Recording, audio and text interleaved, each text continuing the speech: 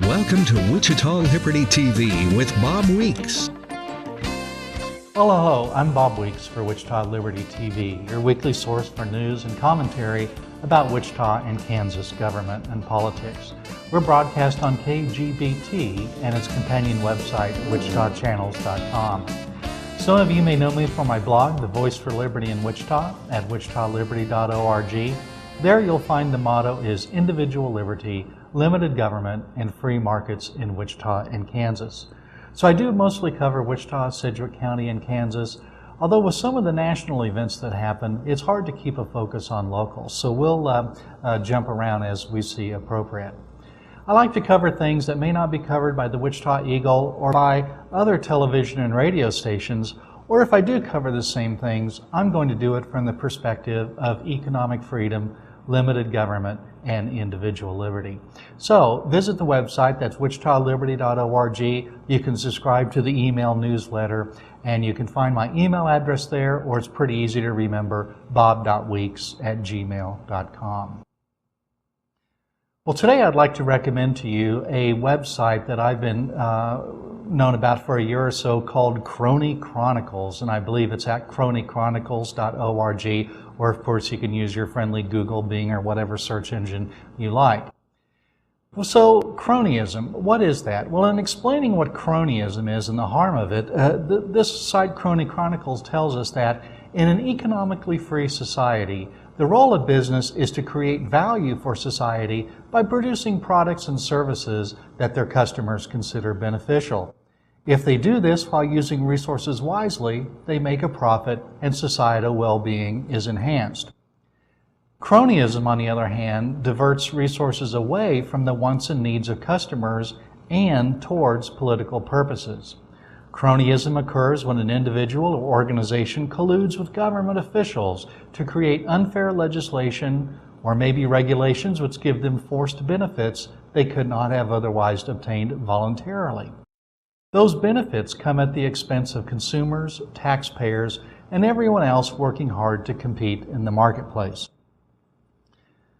Well, here's what someone else, who's an authority on this subject, wrote last year. He wrote, "The effects on government of cronyism," he's speaking, "are equally distorting and corrupting. Instead of protecting our liberty and property, government officials are determining where to send resources based on the political influence of their cronies. In the process, government gains even more power and the ranks of bureaucrats continue to swell." That's from an editorial printed in the Wall Street Journal last year, written by Charles Koch, chairman of the board and CEO of Wichita-based Koch Industries. In his article, Koch makes an important observation when he defines cronyism. He says, "We have a term for this kind of collusion between business and government. It used to be known as rent-seeking. Now we call it cronyism. Rampant cronyism threatens the economic foundations that have made this the most prosperous country in the world." Well, I'm grateful for that editorial because rent-seeking was always a difficult term to use and understand. It had a specific meaning to economists, but rent, that's in seeking, that doesn't really describe what it does. But cronyism, everyone knows what that means. It's a harsh word. It's offensive to many elected officials. But we need a harsh term to accurately describe the harm caused, as Charles Koch continues on when he wrote, "This growing partnership between business and government is a destructive force, undermining not just our economy and our political system, but the very foundations of our culture."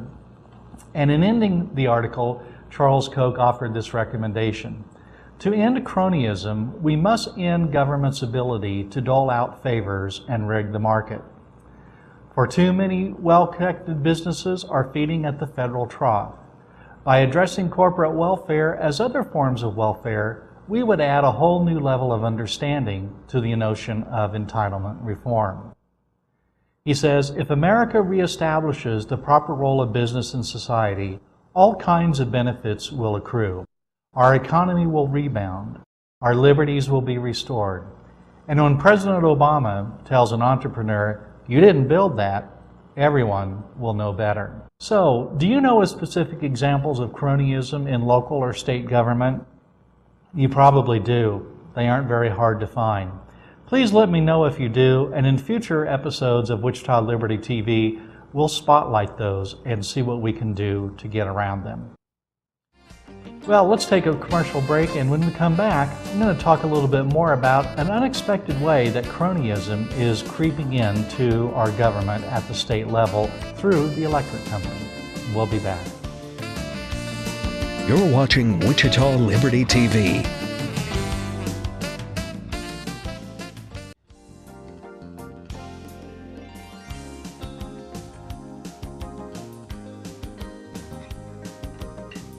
Well, welcome back to Wichita Liberty TV. In our first segment, we talked about cronyism a little bit and how harmful that can be. Specifically now, we've got an example that Kansas is grappling with right now where, believe it or not, cronyism is threatening to creep into our electric utility. That's because Westar Energy, our government-regulated electric utility, is applying for a rate increase. Now, there are many parts to this rate increase, but believe it or not, like I said, cronyism is proposed. The rate increase application that Westar Energy has made contains a large dose of discretionary business welfare spending. Westar, in conjunction with our current economic development machinery, will be allowed to grant discounts on electricity to new and expanding businesses. Now, there's a program for this that exists already, but Westar says it doesn't offer the flexibility it needs, and I don't think it's used very much, if at all. Now, in testimony offered to the Kansas Corporation Commission, that's the agency that regulates Westar, Westar described its proposal. It said, if approved, Promote Kansas, that's the name of the program, Promote Kansas will allow Westar to adjust the economic incentive in the form of reduced electric rates provided to a customer based on the circumstances involved. Now, I think we need to be concerned with this part of Westar's application. Language in this part of the application contains phrases like, at its option, based on the circumstances involved, variable incentive credit. This will allow Westar flexibility. Language like this gives huge discretion to Westar to decide how much which customers will pay for electricity. Now, Westar is not a government agency, but it's a tightly regulated entity, and it's almost like government. It exercises the type of monopoly power that few outside of government do, holding a near monopoly on the delivery of a product that almost everybody wants and needs. And with few exceptions, households and business firms can't negotiate with Westar on their electric rates. Therefore, when Westar offers, at its discretion, lower electric rates to some customers, others must necessarily pay more. And testimony to this effect was in fact offered by Westar. Now, if we could be certain that the goals of this program would be realized, that would be one thing. But as a quasi-governmental entity, Westar suffers from the same knowledge problem as does other government agencies, especially regarding targeted investment programs like that proposed in this new rate structure. These actors, elected officials, bureaucrats, regulators, they believe they have the ability to select which companies are worthy of public investment and which are not. But as the economist Friedrich Hayek pointed out, knowledge that is important in the economy is dispersed. It's not concentrated in one place or even just a handful of places. It's dispersed throughout the economy. Consumers understand their own wants. Business managers understand their opportunities and constraints to a greater degree than these people can even articulate and say. Much less can government experts understand and absorb all this diverse information. So the rate plan that Westar is considering, or that they've applied for really, that the Kansas Corporation Commission is considering, this new rate plan implements a form of centralized planning by the state that's intended to shape the future direction of the Kansas economy. Now, we need to decide who is in the best position to make these decisions, regulators and utility company executives, or the diverse market that Hayek talked about, where thousands of business firms freely compete for voluntary investment capital to be made in their company. Professor Art Hall of the Kansas University School of Business makes a convincing case that Kansas needs to abandon its active investor approach to economic development. That's where government decides which companies will receive special treatment through various forms of subsidy. That's what we do here in Wichita for economic development, and according to the vision of Mayor Carl Brewer, we need more of it. Now, Westar, our electric company, is asking for this same type of discretionary decision-making power. Now, in his paper, Embracing Dynamism, the Next Phase in Kansas Economic Development Policy, Professor Hall of KU cites research indicating that local officials believe they can influence economies far more than evidence indicates they actually can. He also believes that we need to break out of the bidding war for large employers by employing a strategy of economic dynamism. Government would simply concentrate on the basics, building a platform where all businesses have a chance to thrive, instead of betting on just a few anointed winners as we presently do.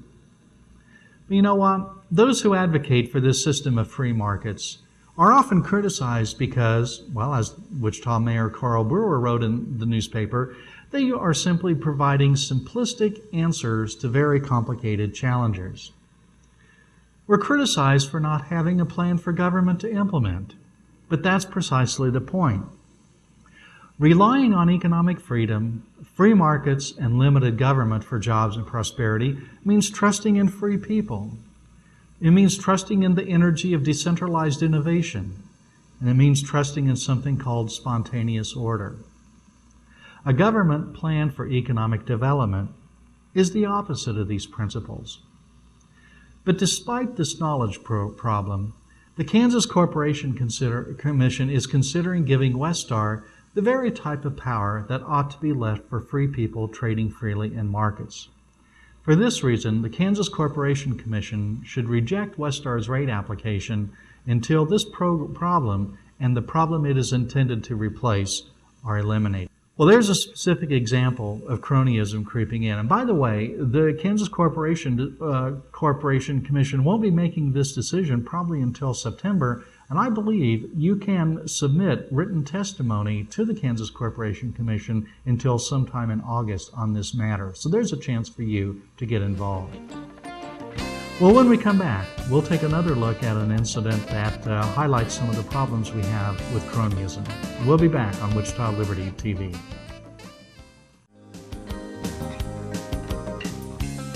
You're watching Wichita Liberty TV. Well, welcome back to Wichita Liberty TV. I'm your host, Bob Weeks.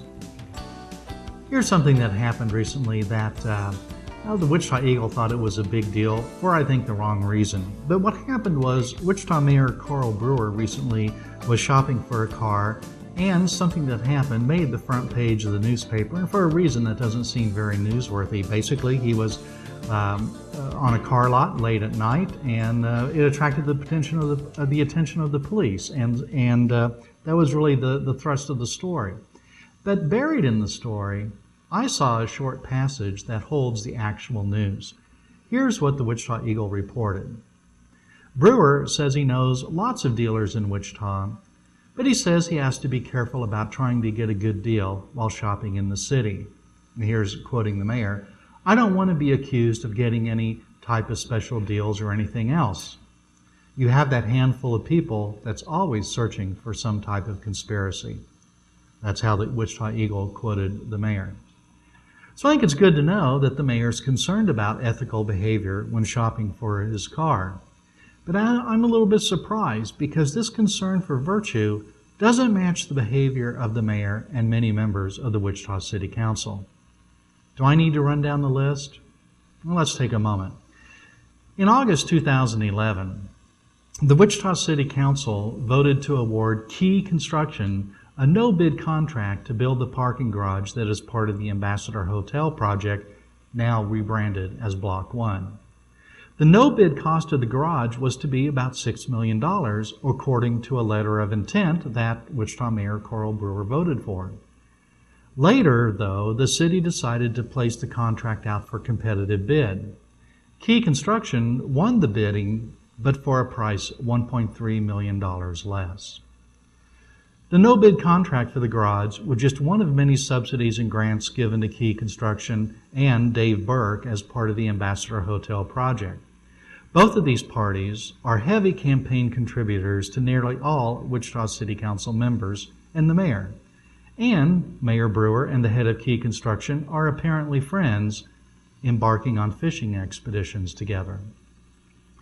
What citizens need to know from this episode is that Brewer and the Wichita City Council were willing to spend an extra $1.3 million of taxpayer money to reward a politically connected construction firm that makes heavy campaign contributions to council members.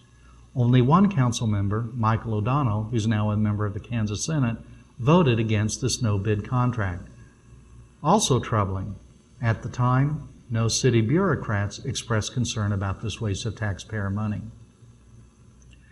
Well, here's another example. In July 2012, Mayor Brewer participated in a decision to award the large contract for the construction of the new Wichita Airport Terminal to Key Construction, despite the fact that Key was not the low bidder. The council was tasked to act in a quasi-judicial manner, to make decisions whether discretion was abused or whether laws were improperly applied. Brewer's judgment was in favor of Key Construction, even though its bid had the same defect as the lower bid. The decision that the council and the mayor made cost taxpayers and airport users an extra $2 million, all to the benefit of a major campaign donor and fishing buddy of the mayor. Then in 2008, the Wichita City Council approved a no-interest and low-interest loan to movie theater Bill Warren and his partners. Reported the Wichita Eagle at the time, Wichita taxpayers will give up as much as $1.2 million if the City Council approves a $6 million loan to bail out the troubled Old Town Warren Theater this week. That's because the $6 million, which would pay off the theater's debt and make it the only fully digital movie theater in Kansas, would otherwise be invested and draw about 3% interest a year. Warren's theaters have received other financial benefits from the city under the leadership of Wichita Mayor Carl Brewer, too. And then, and I swear I'm not making this up, when Wichita Mayor Carl Brewer started manufacturing and selling barbecue sauce, it was sold at Warren's theaters. Really, that happened. Now, what can we say about a mayor who is concerned about the appearance of impropriety when shopping for his personal automobile, but is not able to understand the larger problems with his own behavior in his office? What about that he feels the need to shop for a car outside the city, but at the same time has no problem voting for no-bid contracts for campaign contributors and friends? What are we to glean from the fact that he's worried that a car dealer might feel that he can gain something by giving the mayor a special deal, but at the same time the mayor votes to give millions to a campaign contributor, and then he sells his barbecue sauce in that person's business? It's difficult to understand or reconcile these behaviors. On one hand, there's hypersensitivity to ethics when buying his personal car, contrasted to total numbness to unethical cronyism that is against the law in some states and cities. I just don't understand it. Well, that about wraps it up this week for Wichita Liberty TV. Again, I'm your host, Bob Weeks. My blog is wichitaliberty.org. On that site, you can find articles about the topics I've talked about today, plus many others. So until next week, thank you very much.